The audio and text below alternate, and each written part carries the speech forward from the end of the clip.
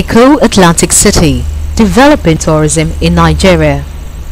The idea behind Eco-Atlantic City started in 2003 when the Lagos state government was in search of a permanent solution to protect Bar Beach in Victoria Island, Lagos, from the effects of severe coastal erosion and to safeguard Victoria Island from the threat of flooding.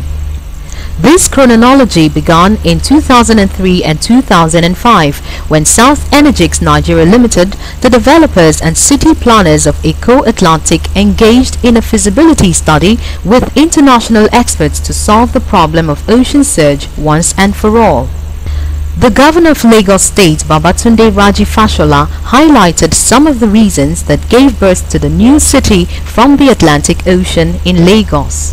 What we're simply trying to do here is that first we become a mega city by status because of our population, and we set ourselves the objective to become the model mega city for Africa, a city where people can live, work and play. Eco-Atlantic City is so many things in one. Yes, it's a huge civil works project, but it also enables government to respond to the challenges of nature, erosion in the southwest and south-south coastal shoreline of Nigeria. It also provides the opportunity to forge the critical synergy between the public sector and private sector. The whole project, from the restoration, the reclamation, up to the reconstruction, will create jobs, create opportunities for so many other sectors of the economy. The new 5 million square meter Eco-Atlantic City is projected to be the first modern city in Africa built on reclaimed land from the Atlantic Ocean with a Great Wall. Recently in Lagos, former US President Bill Clinton, President Goodluck Jonathan, Governor Fashola, former Governor of Lagos State Bola Tinubu and many other top dignitaries attended the opening ceremony of the first phase of the Eco-Atlantic City.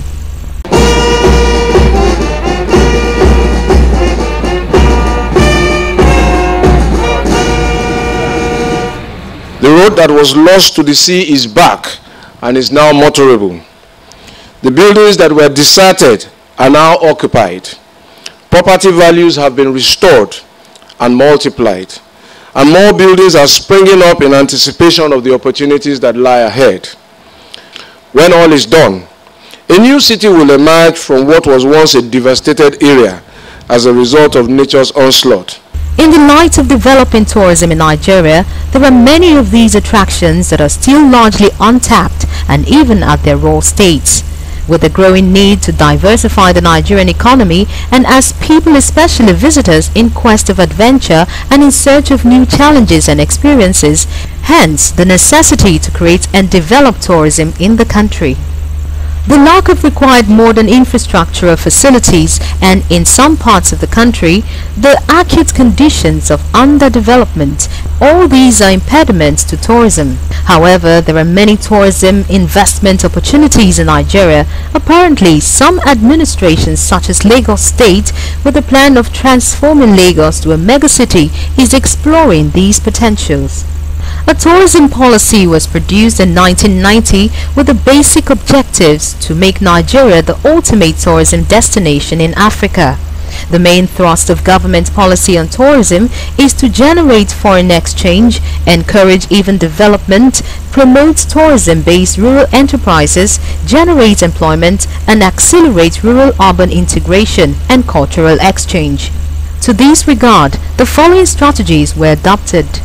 Concession of land.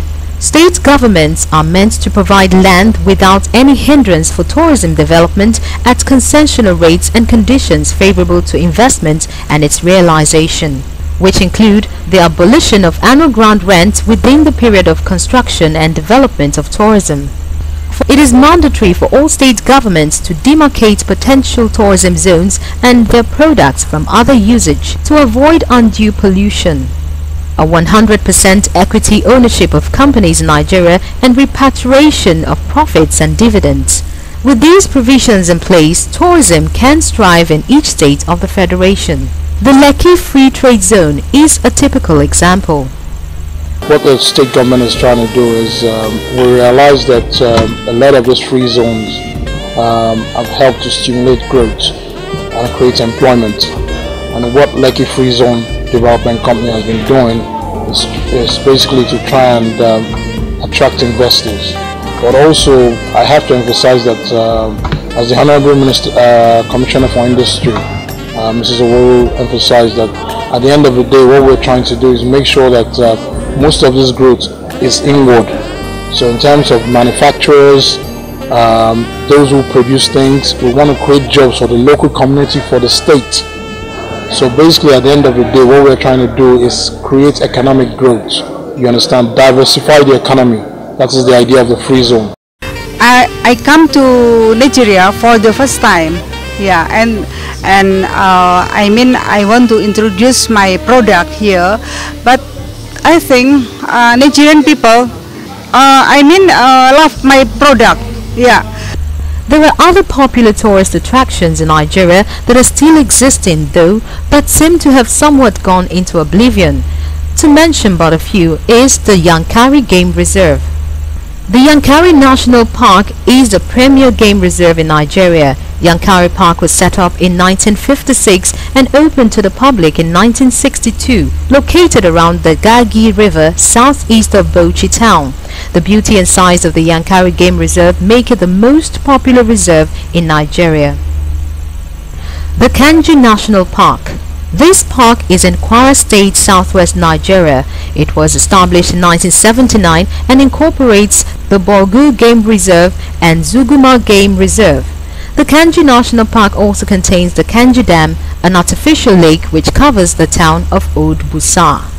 The Coconut Beach. The Coconut Beach is a beautiful beach in the coastal town of Badagry, west of Lagos. The beach is attractively set in an area surrounded by coconut trees, about 20 miles towards the border of Nigeria and the Republic of Benin. Bar Beach. Bar Beach is the most popular beach among Nigerians. The main beach on Victoria Island is located along Amadu Bello Way opposite the Federal Guest House. It is usually crowded with Lagosians on public holidays. The Obudu Cattle Ranch.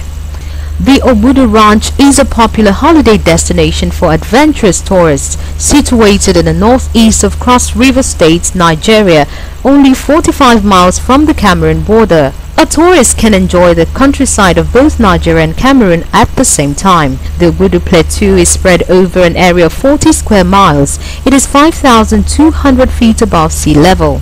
The Obudu Ranch is one of the most recent tourist attraction sites developed in Nigeria, a multi-million-dollar project that has presumably failed to meet up with its billing.